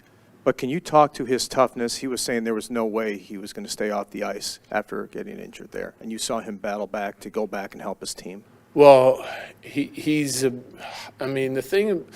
one of the things, I know, like, he's an elite skater, and he's got a ton of skill, but one of the things that makes him so good is his competitiveness. Like, he is hungry to win. I've never seen a guy want to win more than this guy, and that's in everything he does. And he works so hard to make sure that he's doing everything he can do to try and accomplish that. And it didn't surprise me. Like, I knew he was hurting as soon as he got hit. I said he was going off to get looked at. And in my mind, I'm going, okay, like, we got to weather the storm here for a little bit till he gets back. Our guys will get a jolt when he comes back, and we did. And he's such a big part of our team, but he'd had to been stretchered off or out of the building in order to not come back, and that's the way I felt, and that's the way our coaches felt, and our team was sure happy to get him back, and he makes a big difference right away in the belief in our group. So, Jared. All right. Obviously a disappointing ending, but can you reflect on, as a coach, how proud are you of this team, of that stretch, especially at the end of the season, to get into the playoffs and then beating Calgary and then taking San Jose to 7, and just what they've done really these last few months? Well, I'm impressed. They continue to impress me on a daily basis, especially down the stretch when it looked like it might be an impossible task. Our belief was strong. They were highly competitive, and you get guys like Landeskog go to the lineup, and that looked bad, and we continued to win, and different guys stepping up, and then we lose Rantanen, and then you start thinking about that for a minute, and just more guys continued to step up and elevate their game, and that's what we've been kind of searching for as a team for quite some time. And everyone talks about our top line, and deservedly so, but you don't go 8-0-2 without those guys if other guys on your team aren't pulling together and working collectively to get the job done, and having different guys step up. And there's too many guys to list. It's basically everyone else on our team except for those 2 guys that were out that helped get the job done and elevate. And then I think that helps us going into the playoffs, because everyone's feeling confident. They took on bigger roles. They get put in situations they weren't normally in. And then you enter the playoffs, and we play a heck of a series against a real good team in Calgary and get a win. And, this was a pretty good series too. There's some, I think the better team won every game in this series, and it ends up 4-3 and right down to the wire. So, you know, you gotta tip your hat to the Sharks. They're a really good team. They deserve to win tonight because they outplayed us for large portions of the game, and, you know, I'm sure they'll do well moving on. Jared, as far as this postseason run, I mean, how much do you think this helps you in the sense of, A, a building block, but B, almost using it as a recruiting tool with free agency, and especially you look at what you've got with the draft coming up as well? Well, I mean, success breeds success. You have some, you know, we've proven that we got something here that we can move forward with and build on, and the expectations are going up, and we'll have to react to those accordingly, and we're going to push it forward and try to get better every year. That's our goal. We're kind of in year 2 with this group, and to be able to, you know, get into the playoffs 2 years in a row and now get into the second round, that's good. And now we got to do everything in our power as an organization to keep moving forward, and that's, you know, starts, you know, up top and keeps working down right to our players. We got to come back with the same type of hunger earlier, like Adrian said, and push to, you know, try to get into a better seed in the playoffs so we have home ice. We've been a real good team at Pepsi Center now for 2 years, so that's a goal of ours, and hopefully that what we've done here this year helps. A few more questions. Go ahead. Coach, with McKinnon's shoulder, this is Mahal from INDTV USA.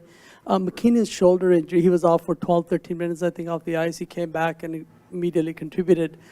Do you think that was the difference in the game from that point on? No. No. I think it had a factor for our bench there, the uncertainty for a little bit, no question. But that's not the deciding factor in the game. They played better than us for a large portion of the game and earned the win. I respect. One last question. Go ahead. I respect you don't want to talk about the call, and that's fine. Yeah.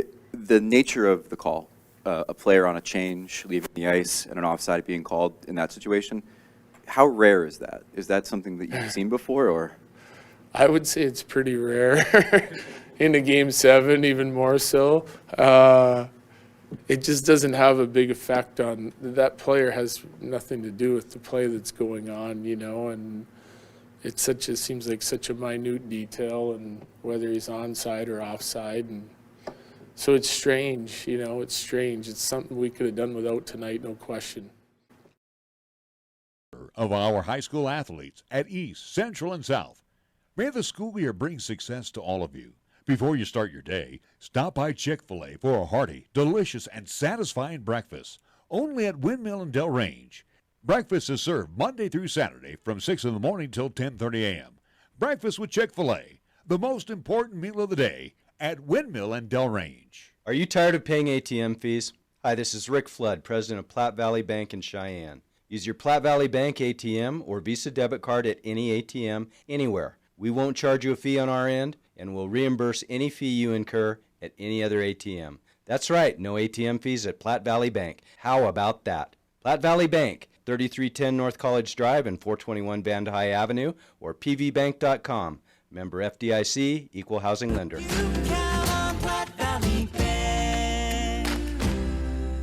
Community banking for you.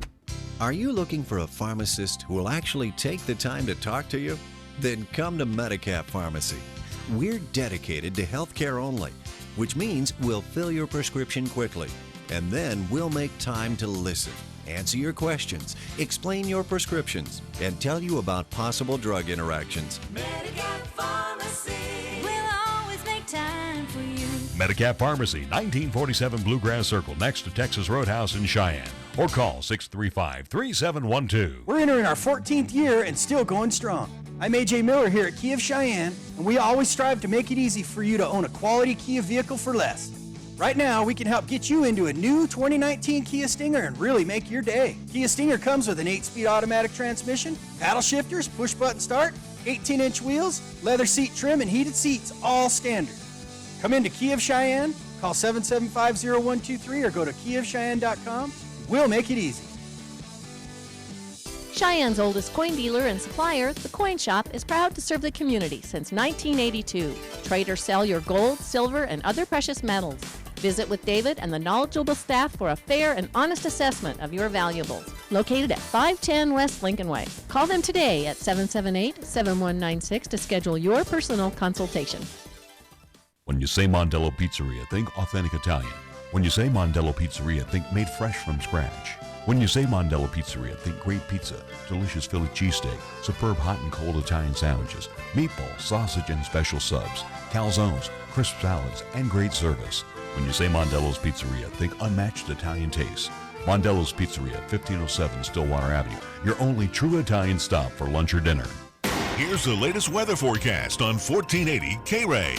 For today, it'll be cloudy with snow showers likely with highs around 39. Then for tonight, it'll be cloudy once again with snow showers likely with lows around 29. On Friday, it'll be partly sunny with highs around 53. And on Friday night, it'll be mostly clear with lows around 33. You bleed brown and gold? So do we. Wyoming Cowboys football and basketball is always front and center on the show. This is Wyoming Sports Talk Today, and it's here on AM 1480 KRAE.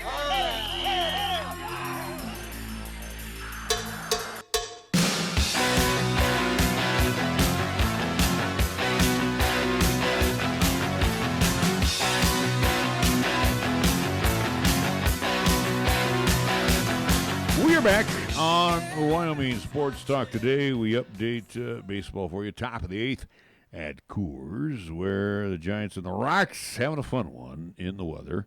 It's so much fun when you look outside here. It's snowing. Great. Right now, it's the top of the 8th inning, and it is the Rockies leading the Giants 11-9. In the Angels win today, 13-0 over the Motor City Kitties of Detroit.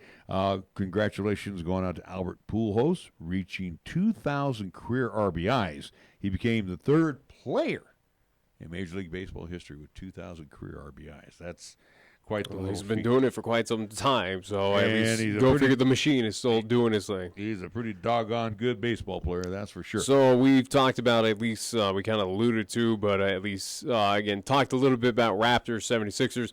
Moving on, at least NBA big one for the city of Denver coming up again. Who cares what the Rockies are? Again, right now they're battling the Giants for last place in the NL West. But Denver Nuggets, though, again, big game tonight on the road against Portland, the Trailblazers. But is it really big?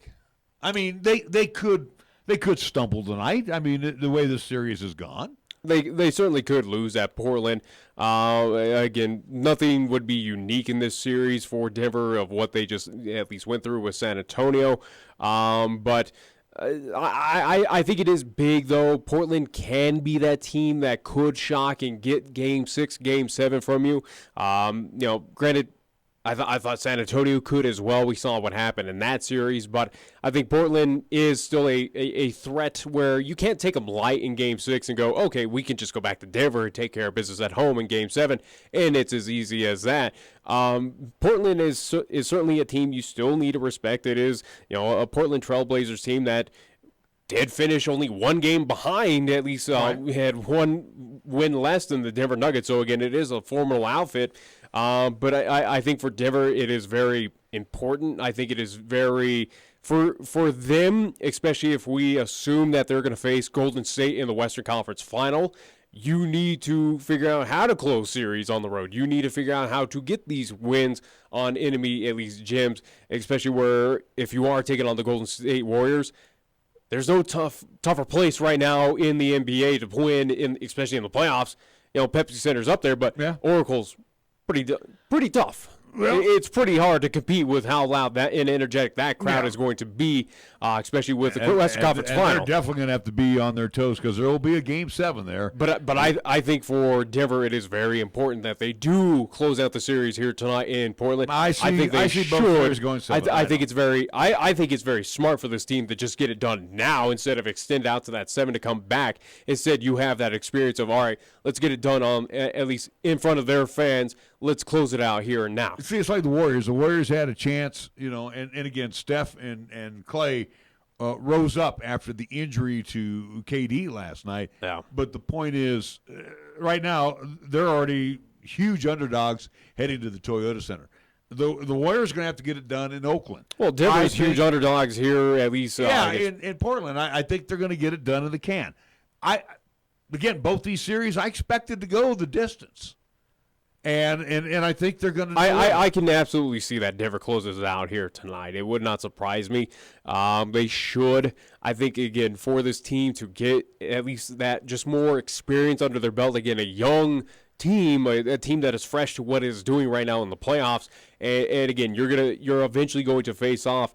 And I think it's a for sure that they're going to take on Golden State. And I think Denver is going to be that team moving on. I doubt Portland comes back in this series and wins at least Game 7 on the road in Denver. But for the Nuggets, I think it's very important for them just to get that experience, get that knowledge, get that understanding of this is how we close out these series. This is how we get it done on the road. If they even want to have a shot against the Golden State Warriors. I think for Denver, again, they should move on. But their focus as well, too, is what's going to be next, at least next in line for us. Yeah. And it is the two-time defending champions, the Golden State Warriors, who have been here, did it, done it. Sure, they'll be down with Kevin Durant for who knows how long, but it is still a formal outfit that has a lot of talent, a lot of superstars. They can beat you a lot of ways. There's no doubt about it. But Portland, they'll probably put up a good fight, a better fight than they did in Game 5. How pathetic that was. But I think Portland will show up here. They realize it is do or die. They'll give a good effort against the Denver Nuggets. But I think the Nuggets right now they're not unbeatable, but they're playing very, very good basketball. Mm-hmm. Very good basketball where it's to the point where Portland, I don't think, has a shot tonight to win against the Denver Nuggets. I really don't think so. I think especially where we saw Paul Millsap in Game 5, he turned things up. I would expect a repeat for performance by him. Hopefully, at least for Nuggets fans, maybe this is that that step forward for Paul Millsap to kind of get that superstar level to alleviate some pressure from Jokic and from a few others there on the Nuggets, where he stepped things up in Game 5. I would anticipate it should be a repeat performance by Paul Millsap. Maybe this is that turning of the guard for him to kind of figure out his game. It's all fine and well and well said by you. Not going to happen. It's going to happen in Game 7, not Game 6. Going to be in the Moda Center. And, I know the Nuggets can win on the road. They're not that bad, but I'm just saying it's definitely not dire for Denver if they lose here tonight. That's right. It's definitely not the end of detrimental. It is not the end of the world if you push it to Game 7, but it is still, you got to respect that Portland team. Even if it's in your home court there at the Pepsi Center. Again, do not write off this Portland Trailblazers team in Game 6 or Game 7. But in my mind, I think this series just ends tonight. I just don't think Portland has enough right now in the tank where Denver is kind of firing on all cylinders. Well, the Nuggets would deserve to move on, too. So if they can win tonight, that'd be great. I think that's absolutely right. It's icing on the cake. Portland has done nothing in the series that says that they should go to the Western Conference Finals. No, but I don't really think so. The two wins that they had, though, they beat up Denver. Yeah. Here's something that's interesting. And with all the controversy of refereeing in the NBA right now, I don't know if Adam Silver is trying to, put a knife in the back of the Referees Association, but and again, this is not a diss on what he's trying to do, but he's trying to send a message loud and clear. He's not happy. The teams aren't happy, and it's time for some changes. So NBA Commissioner Adam Silver wants half of all new referees joining the league to be women. All right. And he would like to see teams hire female coaches, too. There is not a female head coach in the NBA. There is an assistant coach.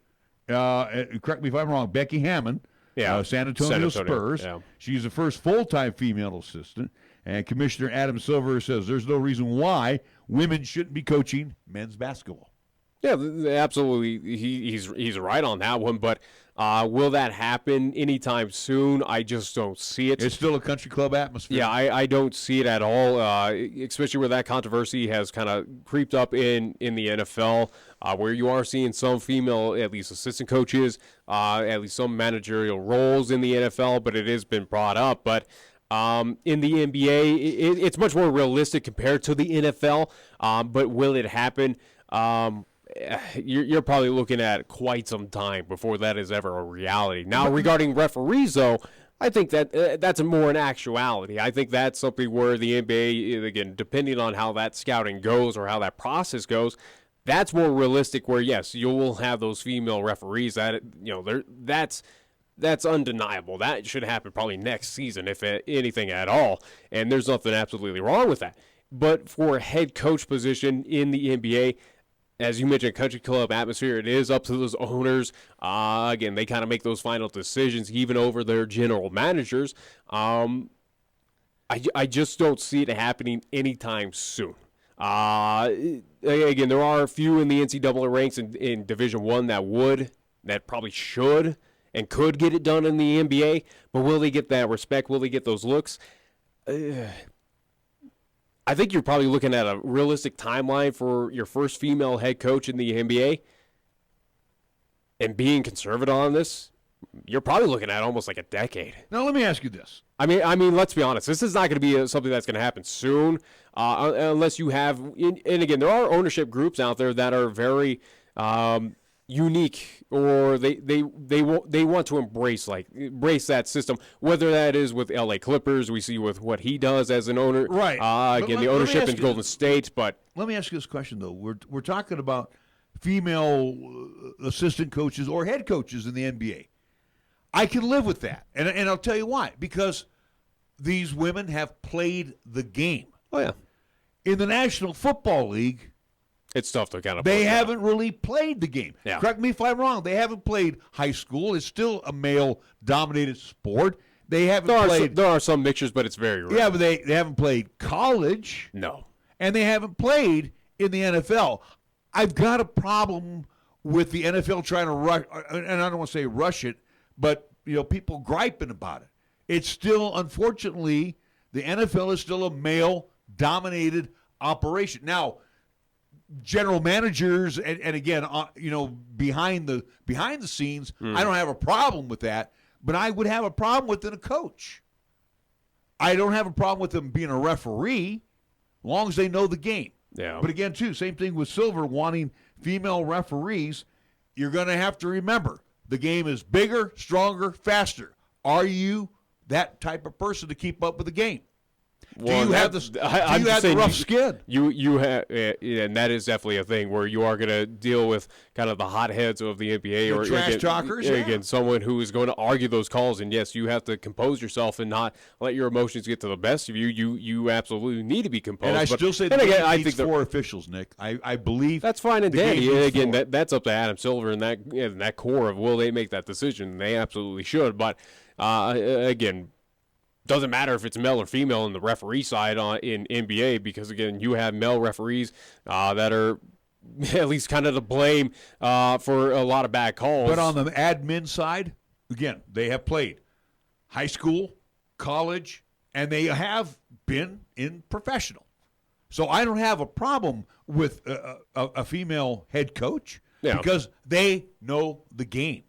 They've been a part of the game. Yeah.